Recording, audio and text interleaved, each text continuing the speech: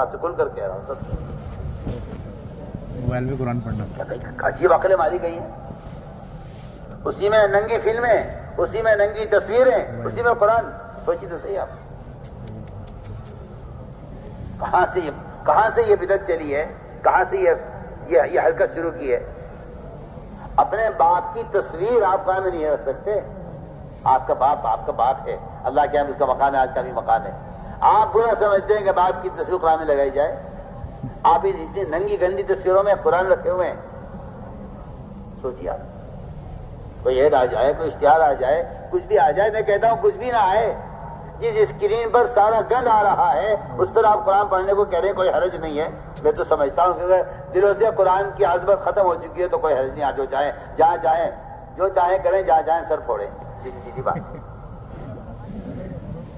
کیا مصیبت پڑی ہے، کیا عذاب آیا ہے.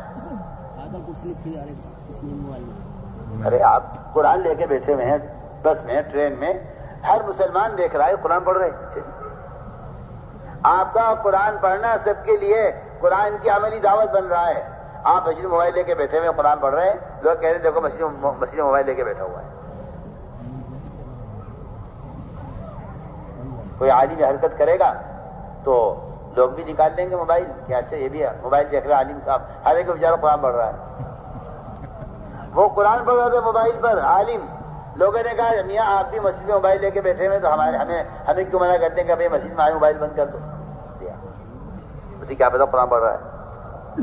میں تو صاحب تو آپ سے کہتا ہوں آپ کی شاید عقل ہو تھوڑی بہت آپ کے اندر کہ آدمی شراب کی بوتل میں زمزم پیے اور لوگوں سے کہے میں تو زمزم پی رہا ہوں، آپ مجھے کیوں تہمت لگا رہے ہو. آپ پر تہمت شراب پینے کی لگے گی، زمزم پینے کی نہیں لگے گی. سب آپ سے سب میں آپ کو آسان مثال دے رہا ہوں. کھول کے بعد کوئی نہیں آپ کیوں غور کرتے مثالوں پر. دلائل سے مناظرے کرنا اور جواز کی شکل نکالنے، اس سے فائدہ کیا ہے؟ کیا فائدہ ہے؟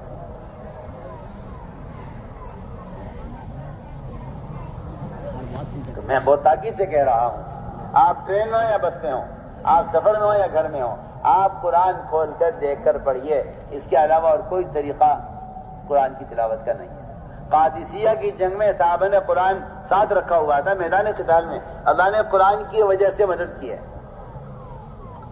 آج آپ یہ فلمیں لے کر اور گندے تصویریں لے کر آپ پھر رہے ہیں کہ ہاں یہ ہمارے ساتھ قرآن ہے. اب تو ڈوب مرنے کی بات ہے.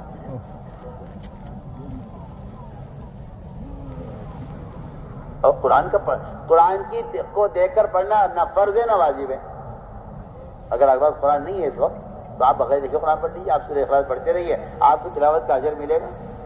کیا ضروری ہے کہ نہیں جی قرآن نہیں ہے تو موبائل میں پڑھے؟ کیوں کیا آپ کو کیا موبائل سے پہلے آپ کیا کرتے؟ اگر موبائل کے آنے سے پہلے قرآن اگر آپ کے پاس نہیں ہوتا تو آپ کیا کرتے تھے؟ بتائیے آپ کیا کرتے تھے؟ خامخواہ کی باتیں.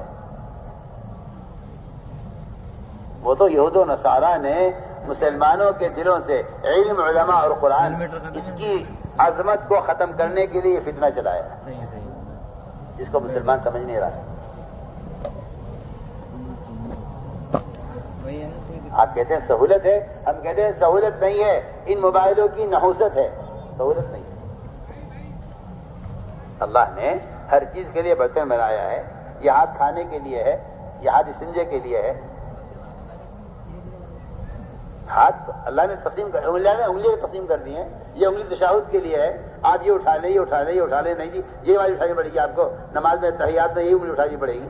ہم کہتے ہیں بالکل اسی طرح اللہ تعالیٰ نے قرآن کو بھی متعین کر دیا ہے کہ قرآن کو قرآن میں دیکھ کر پڑھو. قرآن پڑھنے کا طریقہ یہ ہے.